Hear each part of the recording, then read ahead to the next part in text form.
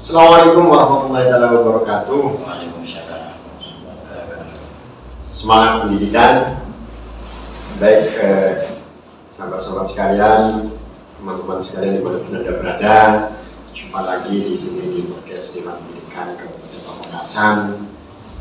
Kali ini kami akan membahas atau mengangkat tema tentang implementasi kurikulum Merdeka Belajar, di mana pembahasan ini sebelumnya sudah sempat kita ulas, tetapi ini adalah hierarki atau bagian yang tidak terpisahkan dari materi yang sebelumnya, yaitu tentang Merdeka Belajar atau yang disebut dengan KM.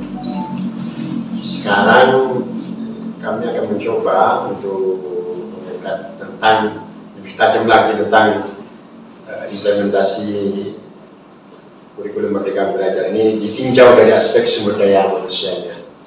Sudah bersama dengan kami di sini, ini ada 3 pakar pendidikan dan juga yang masih muda-muda ini, yaitu beliau dari akademisi juga, yaitu diantaranya di samping kanan saya ini. Selamat siang. Selamat siang. Sehat ya, Pak? Alhamdulillah. Beliau di samping kanan saya ini adalah Bapak Rudi. Selain sebagai pengurus Dewan Pendidikan periode 2022-2027, beliau juga dosen. Selain jadi dosen jadi apa? Saya tiap harinya sebetulnya aktif di ngajar di Madrasah Sanawiyah. Oh, Madrasah Sanawiyah. Kepala di mana? Di Al-Mujtama. Selain itu pernah ngajar di Darul Ulum Banyuanyar. Tapi lebih banyak ke Al-Mujtama kalau sekarang. Iya. Nanti Pak Rudi ini akan menjelaskan tentang tantangan dari kurikulum Merdeka Belajar ini. Di samping kanan saya juga ini ada pakar pendidikan yang juga salah satu ketua di salah satu perguruan tinggi di Kabupaten Pamekasan, yaitu Bapak Ahmad Fawaid. Selamat siang, Bapak. Selamat siang, harus sehat selalu, Pak.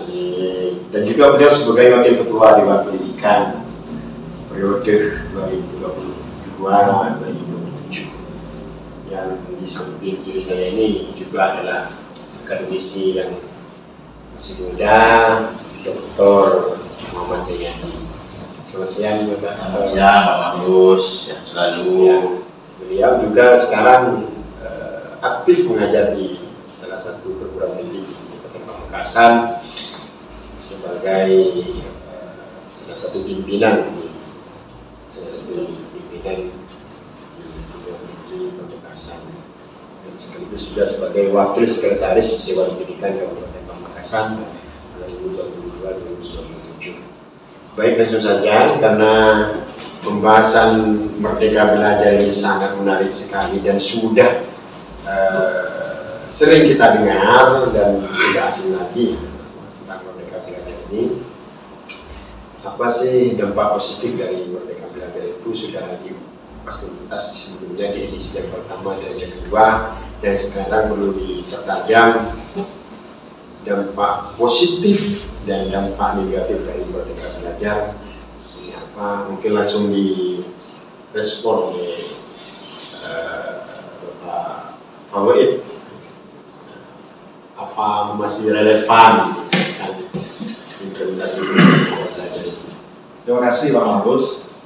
Jadi kalau biasanya saya itu dulu mewawancarai orang, sekarang saya diwawancarai. Menarik memang pembahasan kita hari ini di program yang diselenggarakan oleh Dewan Pendidikan Kabupaten Pamekasan.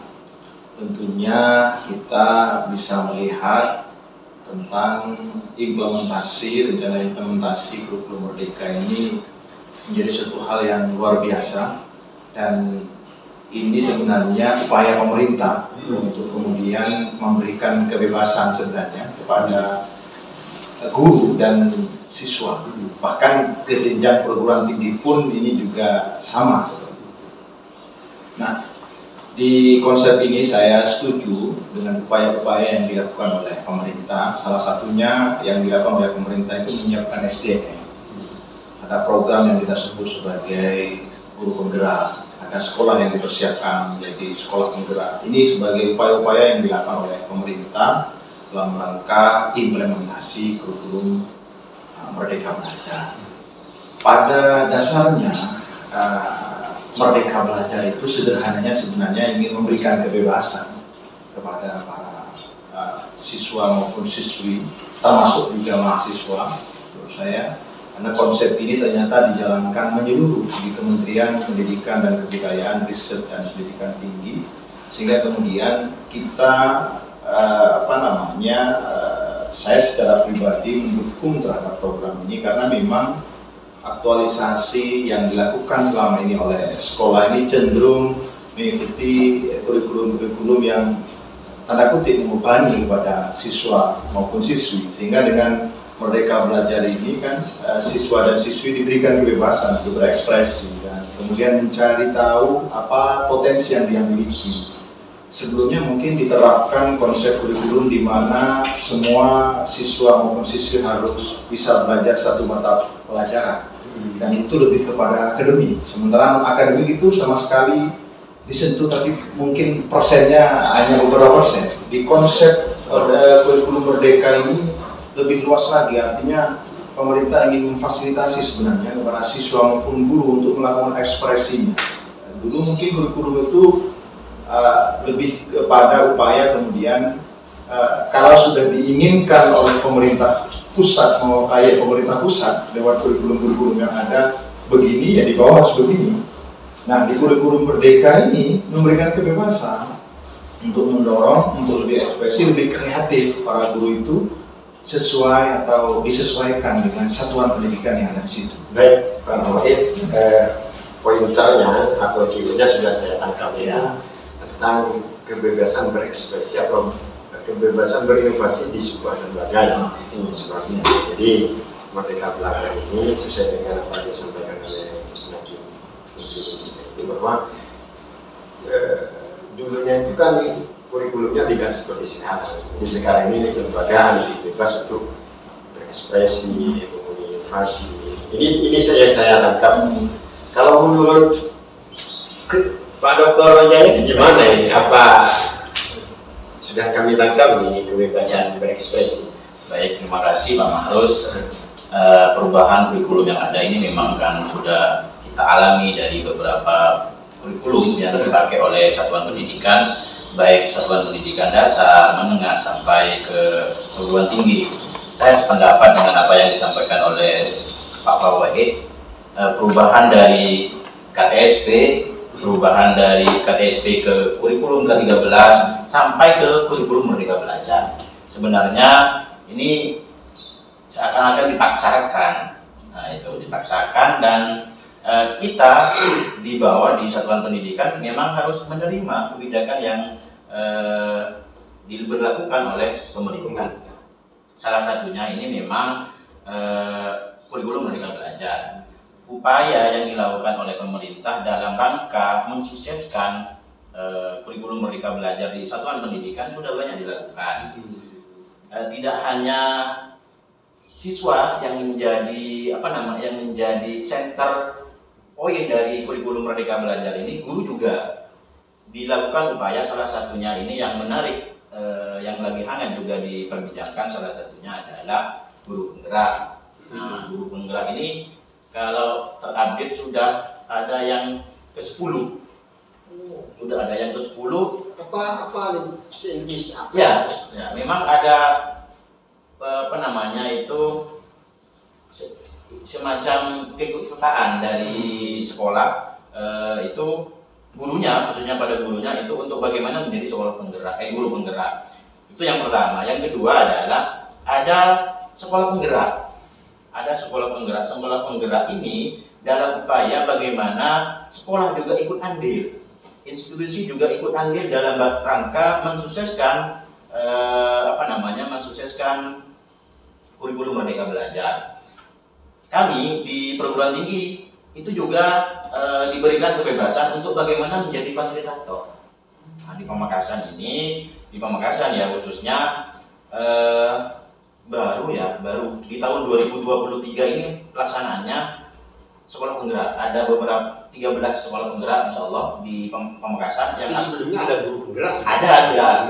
Kemarin saya pernah diskusi dengan teman-teman di guru itu angkatan 10 kalau nggak lupa ya, angkatan 10, dan di Pamekasan sudah banyak yang ikut. Sudah ada semacam komunitas, komunitas guru penggerak di Pamekasan, dan itu ada Zoom tiap malam, itu ada kegiatan pelatihan meeting lah ya, betul. Dan itu bagaimana tidak hanya beliau-beliau yang menjadi guru penggerak, akan tapi lingkungan sekolah itu harus bagaimana menggerakkan. Nah, betul yang disampaikan oleh Pak Wawaid tadi, Mas Wawaid ini, bahwa kebebasan yang menjadi kunci dari pelaksanaan kurikulum Merdeka Belajar. Selain itu, pelaksanaan sekolah penggerak ini kalau di Madura ya Pak, Madura itu sudah beberapa sekolah yang menjadi sekolah penggerak, dan ini menarik. Sekolah ada profil pelajar Pancasila itu nantinya, itu mengarah ke ada platform Merdeka Belajar, ada raport pendidikan. Ini selalu kita harus mengikuti informasi penting tentang bagaimana perkembangan kurikulum Merdeka Belajar atau implementasi dari kurikulum Merdeka Belajar ini. Jadi poinnya yang pertama ada upaya itu. Iya, ada upaya yang pertama adalah guru penggerak, ada sekolah penggerak. Jadi aktivitasnya tiap malam, tiap pagi, tiap siang selalu berputar untuk bagaimana memberikan dorongan motivasi untuk bagaimana Merdeka Belajar itu terlaksana ya Pak. SDM ini juga mampu bagaimana menggerakkan dan mendorong pelaksanaan dari kurikulum Merdeka di satuan pendidikan. Berarti Pak Dr. Jayadi pelakunya sebagai fasilitator ya. Jadi alhamdulillah ya, di tahun ini kita di Universitas Madura khususnya ya ada tiga fasilitator Pak, yaitu Pak Mahrus, dua di Sumeneb, terus di Bangkalan juga ada tiga ini yang di Manglikuri. Betul Pak Mahrus. Ya, untuk memajukan kualitas pendidikan khususnya itu Pak Mahrus. Berarti selain sebelum online ini, sebelum Pak Yayadi diundang dan sekaligus sebagai akademisi di Dewan Pendidikan di Purkes ini, jadi sudah melakukan upaya lain sebagai fasilitator. Serta sama dengan yang disampaikan oleh Pak Wawaid. Tapi pada prinsipnya Pak Yayadi setuju ya tentang Merdeka Belajar ini, karena memang kita diberikan kebebasan menarik, tidak hanya di sekolah pendidikan, di pendidikan tinggi malah ada kegiatan di luar kampus Pak Mahrus, kuliah di luar kampus begitu, malah itu menarik Pak Mahrus. Oke, nanti dilanjutkan Pak Yayadi. Baik. Menurut Pak Romli di pesantren ini gimana? Apa cocok sih Merdeka Belajar ini diimplementasikan atau diterapkan di pondok pesantren? Sekaligus tadi guru madrasah sanawiyah ya, penggerak madrasah ya, karena gagas begini. Ada madrasah, ada madrasah Memanggi, beliau Pak Yayadi tadi ada guru penggerak ya, sekolah penggerak, apa madrasah penggerak ada. Terima kasih Pak Mahrus. Saya sebetulnya persoalan IKM ini sudah menjadi pembahasan yang begitu ramai, baik di kalangan para akademisi maupun di pelaksana di bawah. Sebetulnya pemerintah itu cukup bagus menggerakkan tentang dan memotivasi para militan di tingkat satuan pendidikan. Mulai dari dulu itu ada CBSA, kurikulum CBSA, pindah ke kurikulum KTSP, setelah itu pindah ke K13, sekarang ada IKM. Persoalan yang sangat mendasar sebetulnya setelah diadakan semacam riset mulai dari KBSA sampai ke IKM ini, persoalan yang sangat mendasar adalah implementasi pelaksanaannya. Meskipun ya sebetulnya IKM ini sangat cocok saat ini dengan adanya kondisi yang begitu komplit di kalangan akademisi maupun di kalangan para peserta didik di bawah itu. IKM ini memberikan semacam kebebasan. Namun meskipun diberikan semacam kebebasan, menurut pandangan saya ini tidak dilepas begitu saja. Artinya ada semacam monitoring. Saya masih ingat, dan ini merupakan konsep sebetulnya. Sebuah pendidikan itu tidak lepas dari yang namanya 4 konsep ini. 4 konsep yang dalam kalau nggak keliru dulu itu pernah disebut di waktu ketika itu di zaman KTSP ada istilah kuat. Jadi dari pemindahan CBSA ke KTSP K13 sampai ke IKM ini tidak lepas dari yang namanya PUAK ini. Apa PUAK ini? Pertama adalah planning, planning. Ada perencanaan. Jadi pemerintah itu cukup peka melihat situasi dan kondisi pendidikan saat ini, sehingga Bapak Menteri Pendidikan itu ya melihat sehingga diberikan semacam kebebasan saat ini. Meskipun pada hakikatnya K13 itu belum tuntas pelaksanaannya, sudah pindah ke IKM. Oke, tahan dulu ya Pak Ramli. Puas, planning. Terus yang kedua itu ada organisasi.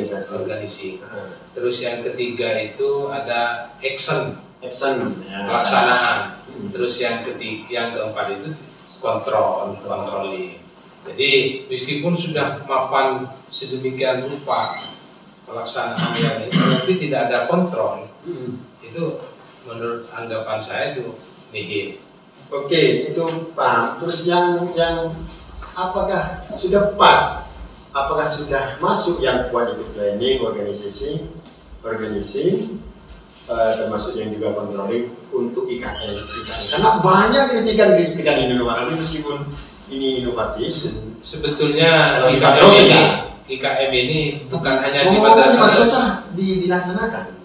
Madrasah ini selama ini masih ini Pak Mahdus, melihat situasinya. Ada sebagian madrasah yang sudah mengikuti. Salah satu contoh, kalau di Al-Mu'tamah itu MDTA-nya ada istilah MDTA, ada MDW dan MDU. Itu sudah kurikulumnya sudah mengarah ke bukan hanya ini, tapi menurut anggapan saya, dan itu bisa dijadikan mungkin model ya. Dan di sana itu untuk tingkat madrasah itu cukup bagus. Kenapa? Karena ada semacam pengklasifikasian. Jadi kalau kelas 1 katakanlah di bab fikih. Di bab fikih itu kelas 1 itu tidak langsung ke bab zakat, tetapi bab tohara terlebih dahulu, baru sampai ke bab sholat. Nah, baru di kelas 2 dia diperkenalkan dengan jauh ke sana, termasuk diantaranya adalah sunanus sholat. Jadi bukan hanya bab sholat yang 5 waktu, tapi ada sholat tahajud dan sholat ini, semuanya diperkenalkan. Nah, baru di kelas 3 itu ke tingkat furu'iyah seperti zakat dan yang lain-lain. Dan ini sudah menurut saya implementasi dari IKM sebetulnya. Jadi dikombinasikan. Madrasah itu sudah diberikan semacam kebebasan. Memberikan kebebasan, dan ini saya sangat sepakat dengan adanya IKM ini. Namun menurut saya di pemerintah itu ini bukan kritikan terhadap pemerintah. Jadi kita tuntaskan dulu program IKM ini, baru kita pindah ke kurikulum apa nanti kalau memang harus dibagi. Iya. Jadi selama ini kita, mohon maaf ya, ini berbicara dari hati ke hati. Selama ini kita masih belum tuntas K13, sudah pindah ke kurikulum Merdeka. Meskipun pada hakikatnya IKM ini sangat mendukung. Dan IKM ini nggak ada UN ya? Nggak ada. Nggak ada UN. Iya.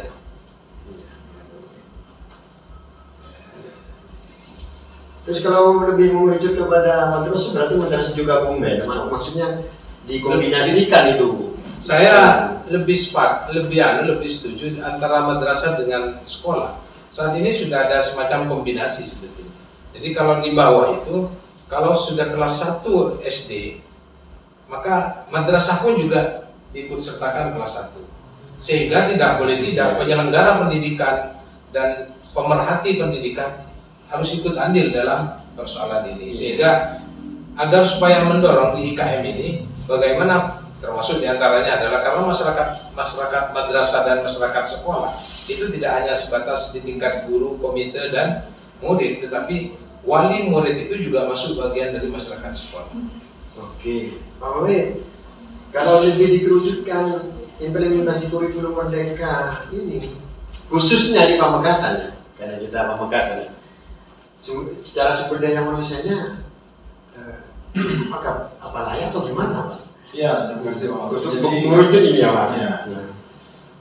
Saya pikir seperti yang disampaikan Pak Jayadi tadi, bahwa pemerintah itu tidak hanya memplanning rencana IKM atau implementasi kurikulum Merdeka ini, tapi juga menyiapkan program yang disebut tadi guru penggerak, ada rumah sekolah penggerak, bahkan ada istilah lain juga pengabdian masyarakat yang dilakukan oleh perguruan tinggi. Artinya Kemendikbudristek ini betul-betul menyiapkan secara maksimal untuk memaksimalkan implementasi kegiatan kurikulum Merdeka ini. Pelibatan perguruan tinggi, kemudian rekrutmen guru penggerak, penyiapan sekolah penggerak, ini sebetulnya upaya pemerintah agar implementasi ini bisa maksimal. Bicara soal SDM, saya pikir di Pamekasan melalui Dinas Pendidikan dan Kebudayaan ini rupa-rupanya hampir setiap hari, termasuk juga Kemenang, itu melatih guru-guru yang akan menjadikan guru penggerak. Itu sebagai bentuk keseriusan bahwa pemerintah daerah dalam Dinas Pendidikan memiliki semangat yang sama untuk mensukseskan kegiatan implementasi kurikulum Merdeka. Itu yang pertama. Yang kedua, saya ingin bagaimana kemudian ada konsistensi. Pemerintah ini seperti yang disampaikan Pak Ramli tadi, ketika sudah enjoy dengan satu kurikulum yang ditetapkan, diubah lagi. Menteri ada perubahan, menteri diubah lagi. Sebenarnya sederhananya yang saya lihat dari konsep implementasi kurikulum Merdeka Belajar ini, sebenarnya ini sudah dijalani oleh pesantren. Jadi saya pikir ini pemerintah mengadopsi mengadopsi sistem yang dari pesantren. Iya, termasuk Golden School itu juga ya Pak? Iya, Golden School. Jadi sebenarnya pesantren sudah dijalankan. Artinya apa? Saya pikir cara pandang kiai para masyaikh itu ternyata berpikirnya ke depan, lebih berpikir junius. Kalau saya melihat saat ini. Benar apa yang disampaikan Pak Ramli, itu bukan dalam urusan fikih saja, termasuk tata cara membaca Al-Quran melalui kitab tajwid itu kan ada mulai dari kelas 3, kelas 4 itu ada tahapan-tahapannya. Kitab Khulasoh pun itu ada juz awal, juz sani, juz 3 juga ada. Itu kan sebenarnya sederhananya kurikulum Merdeka itu kan seperti itu. Artinya menjurus kepada satu pokok yang gimana siswa itu bisa mengetahui secara leluasa tentang satu pokok itu. Mungkin begini Pak, kurikulum Merdeka Belajar ini sudah diterapkan di pondok pesantren dan sudah lama diterapkan, tetapi mungkin ada pembeda. Ada pembedanya itu mungkin di bidang kesejahteraan. Artinya dulu kan sudah Merdeka Belajar ini sebetulnya full day school sudah dilaksanakan dari pondok pesantren. Pak, kalau saya dulu Pak. Bedanya gini Pak Mas. Siang Saya sederhana. lihat sederhana. Saya lihat sederhana. Kalau kurikulum merdeka yang diterapkan oleh pemerintah itu ada biayanya. Kalau di pesantren tidak ada. Itu sederhana seperti itu. Kenapa saya sampaikan demikian? Kalau di pesantren itu kan menerapkan merdeka belajar itu kan murni. Memang kurikulum yang diterapkan oleh pondok pesantren dan itu proses implementasinya tidak membutuhkan biaya besar. Kalau dikatakan tidak ada sama sekali, mungkin tidak baik. Gitu. Saya pikir kalau di pemerintah ini kan mulai di planning, perencanaan, sosialisasi, merekrut guru penggerak, kemudian menjadikan sekolah penggerak, kemudian melakukan kolaborasi dengan perguruan tinggi agar menjadi mahasiswa melakukan pengabdian ke sekolah-sekolah, bahkan ada pertukaran mahasiswa. Itu kan bagian untuk mendukung program ini sebenarnya. Iya. Nah, kalau di pesantren kan di situ yang artinya di pesantren ini tidak begitu memakan biaya besar untuk melaksanakan aktivitas implementasi Merdeka Belajar ini. Meskipun biayanya juga ada. Biaya tetap ada, Mas. Karena kan, tapi kan tidak sehat. Ya, jadi menurut saya ke depan ini yang perlu dilakukan sebenarnya adalah pemerintah harus lebih banyak mengaji kepada kiai-kiai untuk menyusun kurikulum. Artinya begini, sebelum mau membuat kurikulum baru itu suwanlah kepada masai gitu, agar tidak seperti yang saat ini. Kenapa saya sampaikan demikian? Ya karena untuk penerapan kurikulum merdeka ini sebenarnya kurikulumnya sudah ditetapkan pesantren gitu. Nah, jadi menurut saya ini salah satu bagian dari proses kegiatan implementasi kurikulum. Gimana Pak Jaya? Ini harus semua sebagai fasilitas. Sebenarnya begini, ada 3 hal ya, Iya. 3 hal dalam upaya penguatan SDM yang perlu dilakukan oleh pemerintah. Salah satunya ada pendidikan, yang kedua ini ada pelatihan, yang ketiga ini ada pengembangan. Di pendidikan ini salah satu yang dilakukan oleh pemerintah dengan adanya sosialisasi, terus ada guru yang disekolahkan, itu di pendidikan. Memang kalau berbicara biaya ini menarik ya, faktanya di lapangan begitu memang. Tapi itu memang dana khusus untuk pendidikan. Ya, pendidikan di satuan pendidikan khususnya dengan beberapa program itu. Kalau berbicara pesantren, ini harus ngaji ke Kemenak, ngaji ke Kemenak gitu. Yang kedua di pelatihan. Pelatihan ini memang pemerintah bagaimana menerapkan betul IKM ini ya dengan banyak-banyak pelatihan, dengan platform program yang banyak. Ini saya lihat di satuan pendidikan ini tidak hanya sibuk di administrasi ya, dengan pelatihan Zoom tiap hari itu kan, sosialisasi ini, rapor pendidikan dan semacamnya, ini dilakukan oleh pemerintah dalam upaya penguatan SDM. Nah, yang ketiga ini adalah pengembangan. Oke, kalau pengembangan mungkin perlu digalakkan oleh kita mungkin juga nantinya untuk bagaimana mendukung. Saya menarik dengan apa yang disampaikan oleh Pak Faued dan Pak Ramli ya.